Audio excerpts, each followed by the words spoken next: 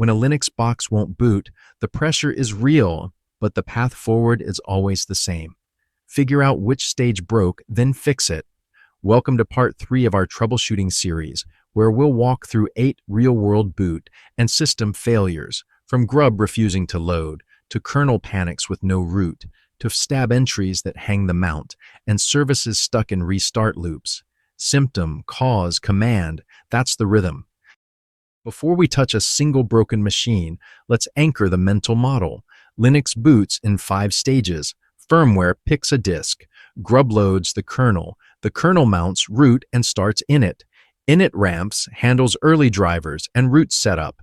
And finally, system brings up your services. The trick, and this is what makes troubleshooting fast, is to identify the last stage that worked. Whatever failed lives in the very next one. That single observation cuts your search space dramatically. So let's start at the second stage, the bootloader. If you power on and see nothing, or the wrong OS loads, or you land at that bare GRUB prompt, GRUB itself is the suspect. Boot from a live USB, run lsblk to find your root partition, and inspect raw boot, raw grub, raw.grub.cfg to confirm what's actually configured. Once you've verified the target disk, the fix is straightforward. Reinstall GRUB with GRUB install, then regenerate the config using update GRUB or grub2 mkconfig on rail-based systems. Once GRUB hands off successfully, the next thing that can bite you is a kernel panic with the message unable to mount root fs. That means the kernel loaded, but it can't find or talk to the root device, usually a stale UUID after a disk swap, or a missing driver in the initramps. To diagnose, interrupt GRUB with E, read the root line on the failing entry, then compare it against the real UUIDs from blcad. The fix is to boot a known good older kernel, correct the root value, run update GRUB, and rebuild the initramps with update initramps. So the right modules are baked in. Push past the kernel stage and you land in system territory, where the classic symptom is a boot that drops you to a prompt, asking for the root password for maintenance. That's emergency target telling you something critical didn't come up. Start by listing what broke with systemctl, failed, then read the boot journal using journalctl xbl, and narrow down to errors with journalctl bpr. 9 times out of 10, it's a bad fstab entry, a wrong UI, or a missing disk. Fix the underlying unit, then run systemctl default to resume the normal boot, or just reboot. That fstab lead is worth a closer look because it's one of the most common boot hangs you'll ever debug. The pattern is unmistakable. System waits 90 seconds for a device that never appears, then drops you into emergency mode. Diagnose it by comparing what's declared in fstab against the real UUID from blcad, and check journalctl for mount errors. The fix is simple. Correct the UUID, comment out the line, or add the no-fail option so an optional disk can't hold the whole boot hostage. Once you're past the boot stage, the next class of failure shows up at the service layer, a unit that just won't stay up. It starts, dies, restarts, and loops. Same diagnose first discipline applies. Systemctl status gives you the exit code. Journalctl with yasa jumps to the latest failure, and in restarts tells you how badly it's flapping. The fix is 2-part.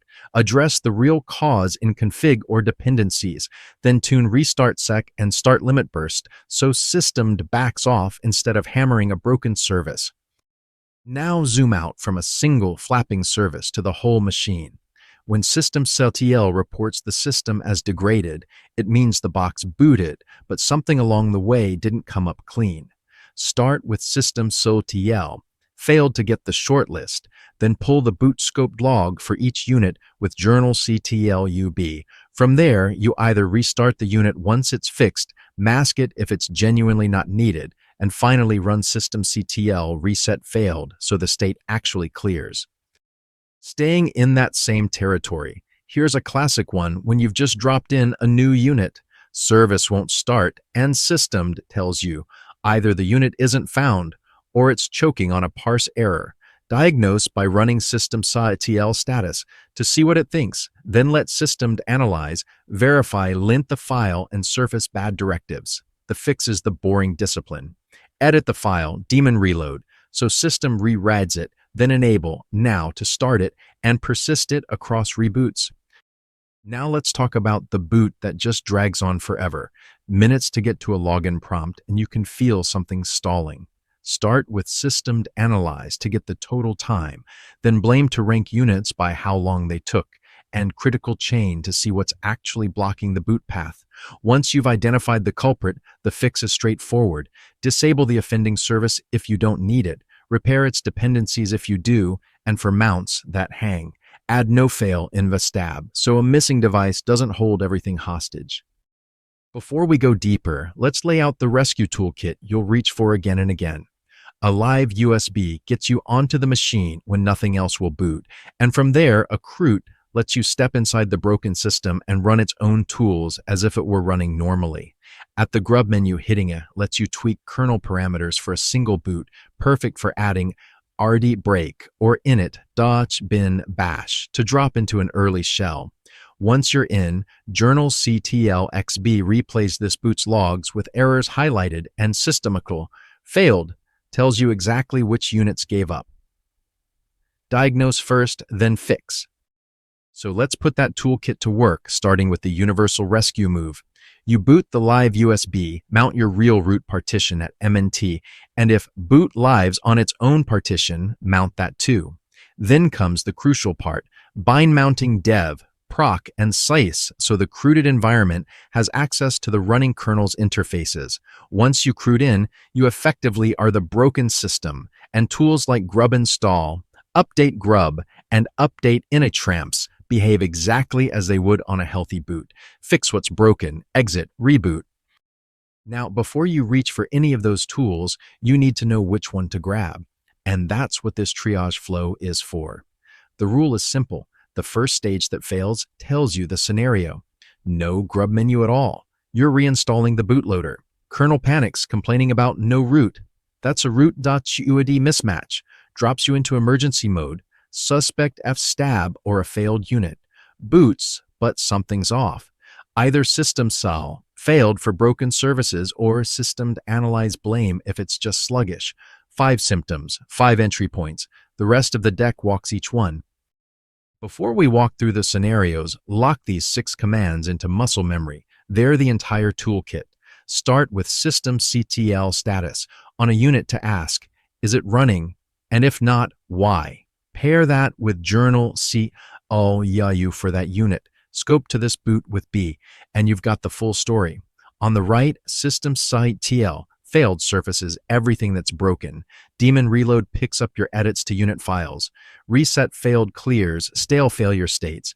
And system analyze blame tells you what's dragging boot. Add XB to your journal calls for extra hints. That's the cheat code.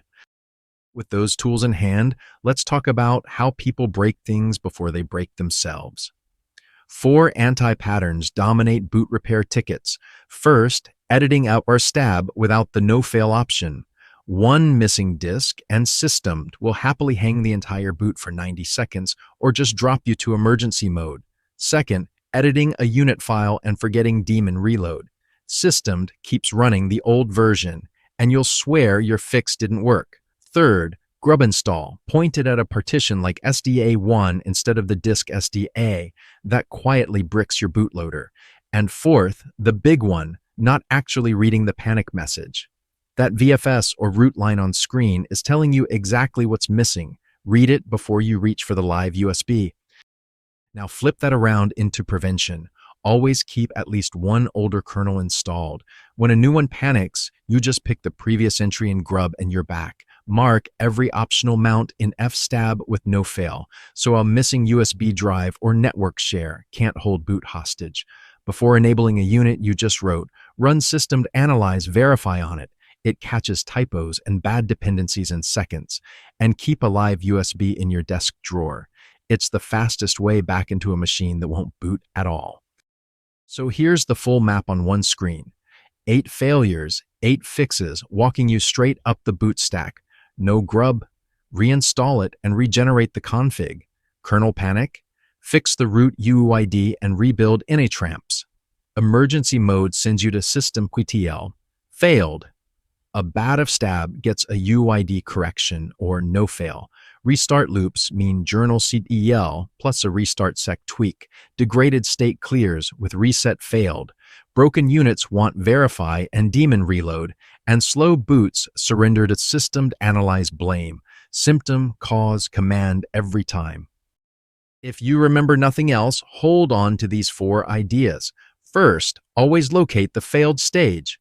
BIOS, GRUB, kernel, initramps, or systemed, because the first thing that breaks is your biggest clue. Second, a live USB plus chroot is your universal lifeline when the machine won't boot at all. Third, treat fstab with respect. One bad line will block boot, so use no fail on anything optional. And fourth, let system talk. Failed, journalctl XB and system analyze blame will name the culprit nearly every time. And to keep all of that vocabulary straight, here's your cheat sheet. GRUB hands off to the kernel, initramps bridges into the real root, and a kernel panic is simply the kernel giving up. On the system side, a unit is anything it manages, a target is the modern run level, and chroot is how you reach into a broken system from a live USB and start fixing it. So here's the whole series in one breath. If it won't boot, find the stage. GRUB, kernel, initramps, systemed. Every failure lives in exactly one of them.